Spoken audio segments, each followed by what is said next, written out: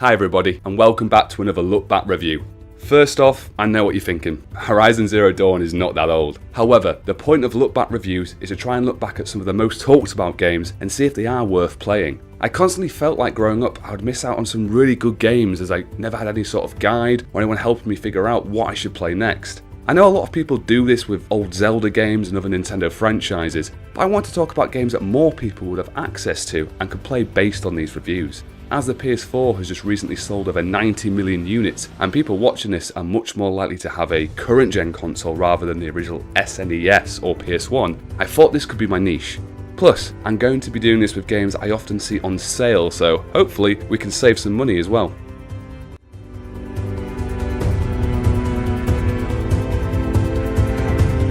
This game starts off with a cutscene showing Rost talking to a very young Aloy. We see them leave a wooden cabin into a beautiful snowy backdrop. Rost talks to Aloy about the world they live in and drops in some subtle backstory. What we learn is the people of this world live like hunter-gatherers. They live in tribes and speak of such things as the goddess and higher powers. They speak of respecting the land, and people who go against them, they describe them as the cursed ones. What we also learn from this exchange is that Rost is an outcast of his tribe, although he's been tasked with looking after Aloy as a favour for the tribe he was exiled from. Reasons for this are explained later in the story, but for now, it's all very ominous and an interesting hook that keeps you watching and playing the game. The world is set in a post-apocalyptic future, however how it got to the stage you see it in is a mystery. It's full of a mixture of old buildings, rusting machines, but you see mechanical beasts roaming around as well. It's two very extreme ends of the spectrum smashed together. It helps to create a very eerie atmosphere. It poses a lot of questions about the world you live in and what role you'll have in it. With this, the game skips forward some years and the game starts properly.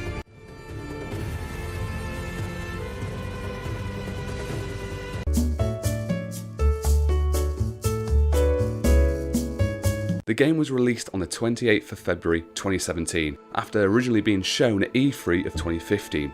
It was created by the first-party developer Guerrilla Games, who up until then had been well known for their work on the Killzone series. They've worked really hard to push the PS4 to its limits and get the most out of the hardware. A good phrase I would use to describe this game would be devastatingly beautiful. There have been many amazing looking games this generation, and I think it should be a testament to Guerrilla Games that Horizon Zero Dawn is one of the best. I think we should take a few seconds to look at what I'm talking about.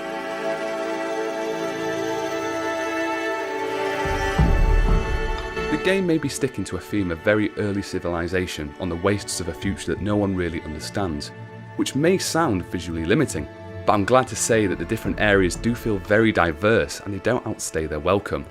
What I mean by this is there are only really 4 big differences in the scenery you're going to play in: forest, snowy areas, desert and jungle. Horizon has a huge map and it's broken up further by cities and small villages. But I feel the missions are also spread out enough to avoid you feeling like you've been in one area for too long before another side mission or main quest takes you to a different region. Something you are going to see a lot of though is this grass you can use for cover. It's in every area, and it would have been nice to see something perhaps specific for the biome you're in to indicate if you're being hidden. I can understand they wanted to keep it consistent with other areas in the game so you'd know where to hide from enemies. However, they already have an eye above your head, and when you crouch, it'll tell you if you're hidden or not.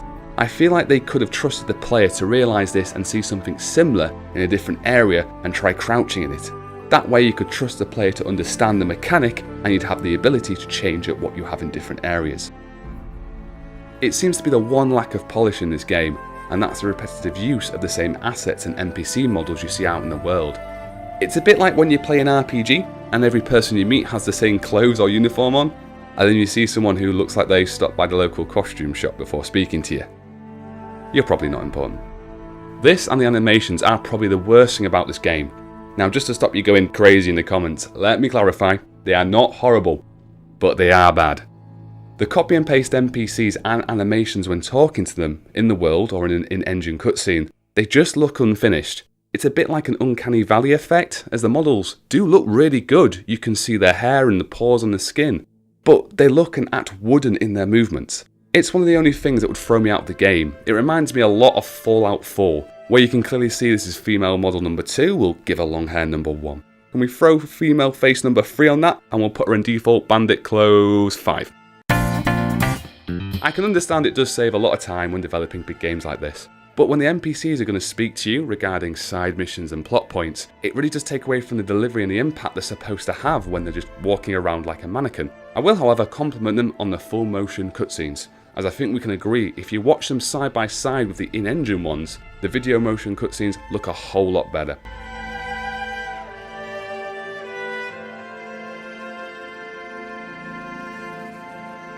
The music in the majority of the game paints a really serious and almost lonely atmosphere. You're in the wild struggling to survive, and it wants to make you know it.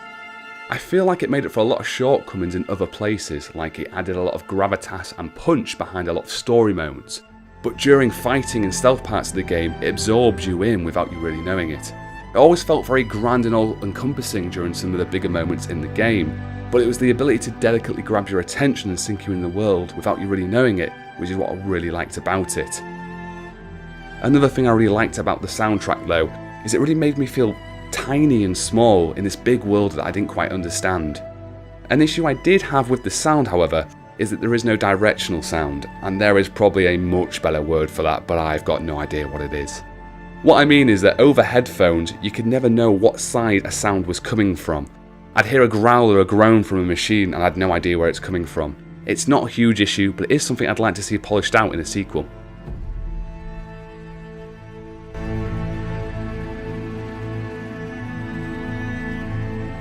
The controls on this game are simple and tight. The buttons feel like they're where they should be. It all feels very intuitive, no mad decisions here. And apart from the action button, the one being used to talk to people, being on the circle button rather than the X button, and that is just a personal preference, I never really had an issue with the controls. The really interesting part of this game though, is in how you can take down your prey, be it man or machine. You have access to many different weapons with all different element types, damage, capabilities and usabilities. It just helps to make every encounter really different and enjoyable. Just taking down an optional group of enemies is really satisfying. It's something I haven't really experienced since Metal Gear Solid 5, where you could take over small bases in between missions. You do have an option to skip past a lot of encounters if you want to, but I would constantly get hooked on tracking down that saber-tooth for a watcher, and I couldn't leave until I'd taken down every enemy. The key to this is that it's optional. For instance, at no part in the game do you need anything better than the base form of a weapon. But if you do want some of the bigger and better weapons and armour in the game, you would need to hunt some machines for it. I mean, you may start to struggle later on in the game with bosses, but again, if you don't want to hunt for loot, you don't have to. You aren't required at any point to take down a load of enemies outside of a mission, unless you are doing a side mission, at a hunting ground, or at one of the cauldrons in the game. All of these are optional. The gameplay loop shines here though, as it has polished and refined what will most likely be your core experience of the game: hunting. They've made it into a really fun and rewarding experience. What it means though is if you are just trying to hunt down that last collectible or rush from point A to point B, you have the option to do all of this without starting a fight and bloating out the game. This is a game where it feels like you'll get out what you put into it. If you want to go through the game and just do the story, you can do, but if you do want to put more time in it, hunt down those collectibles, get that loot, upgrade that weapon, you'll get a bigger experience out of it, and you don't feel too punished for doing either or.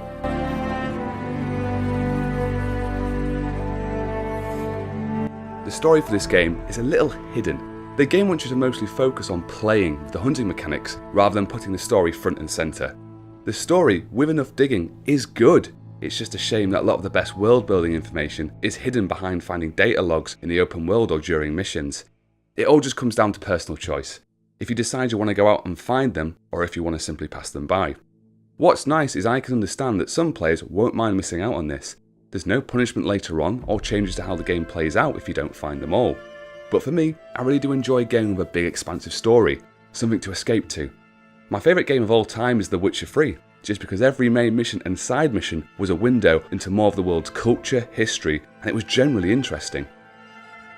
As for the characters, they all suffer from that same wooden body and facial animation I mentioned earlier. The most interesting character in this game is Rost, but apart from him, everyone else is just very mediocre. I mean, they get the job done, but no one really ever stood out for me. You do get some interesting information regarding some of the characters from the past, from before the world got to how it is, but you're not really going to get the full picture unless you try and find all those optional data logs I mentioned earlier, so I can't really give it a pass. The characters' voice acting is also very hit and miss. Some performances are really good, it sounds like they had the right energy and hit that tone perfectly. Others though, They sound like they were given their lines 2 minutes before reading it, and it just sounds really awkward and flat. The way characters interact with Aloy is that either she was an outcast or a saviour. It's pretty cut and dry with most of the NPCs. Although a lot of the cities and villages were full of NPCs, I didn't feel any incentive to speak to them. A lot of this was just due to the very shallow interactions and just hearing the same voice lines recycled again and again.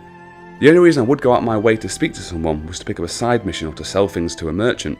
To be fair, this is not the game's strongest part and it doesn't try to pretend it is. I do think they've avoided adding too much to these areas though, just to push it back out into the wild and have you interact more with the machines and the hunting gameplay.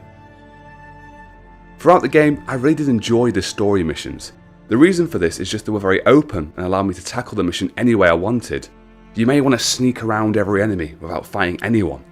You may want to be a stealthy assassin and kill every enemy before you get to your target. You may want to cause a massive explosion at the other side of the area to cause a distraction and then bolt for your objective.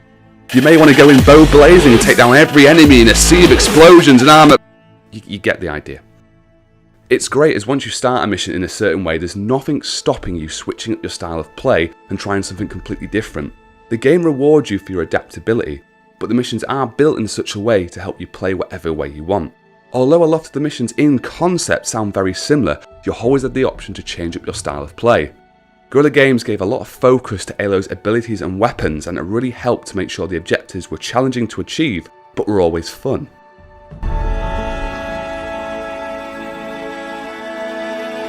The human enemies in this game were about what you could expect from a stealth game. They did still suffer from the classic issues of seeing their dead friend next to them, and after searching for almost a full 30 seconds, they returned to their post or normal patrol route, claiming it was nothing. I strongly disagree. But I should give them more credit than this, as they were a lot more punishing and smart if I was spotted. The machines though, that's where the AI is really impressive. They may look like machines, but they acted like the real beasts they were based on. The one thing I'm glad for is that they couldn't smell. There were loads of times when I would be hiding in a bush and they'd get really close to me. I wouldn't dare move just in case they'd start to claw or charge right at me. The differences in the machine's behaviours was really fun to play with and try to figure out. They brought a lot to the gameplay experience, and it's something I've never really seen done in this much detail before. The side missions are a mix of fetch quests, hunting grounds and taking over enemy bases, and dungeons, or as they call them, cauldrons. They have various benefits, but the one I would strongly recommend would be the cauldrons. Without giving too much away, let's just say it gives the best benefit out of all of the above, and it'll give you a new way to approach missions throughout the game.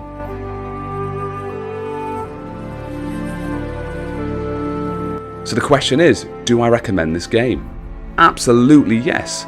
I can honestly say it is an action-packed game full of loads of things to do. This is coming from a guy who puts story above almost anything else in the game. It was nice to have a big game and it can be played through in under 30 hours. The main reason I recommend this game though is the choice. It's a great test of your own skill and tactics when tackling a mission, but with the openness and with the assortment of weapons that lets you choose how you want to complete your objective. It's a kind of game 2 players can play and have 2 completely different experiences. To put a score on this game, I'd give it an 8 out of 10. The reason for this is the game's amazing graphics, the polished and fun hunting gameplay, and the machines and their amazing AI and design. The reason I couldn't give it a higher score though is just the patchy story, the copy and paste NPCs, and a lack of polish around the character animations and voice acting. Overall though, this is an amazing game, and if you see it in a sale, I'd definitely recommend you buy it. Hi everyone, thank you so much for watching. Just to let you know, I am trying to get a new one of these videos out every 4 weeks or so, and I do stream on Twitch to get footage and chat every Tuesday at 8 PM onwards, and the link's in the description. So if you want to come see me and have a chat about some games, please do. Also remember, if you did like the video, to please give it a like, it'd be really nice of you. And if you can leave a comment to let me know if you agreed or if you disagreed with what I've said, it'd be really interesting to hear your opinion.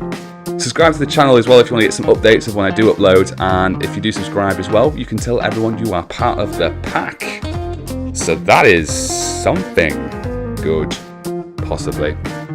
Thanks again for watching everyone, and I'll just see you in the next one.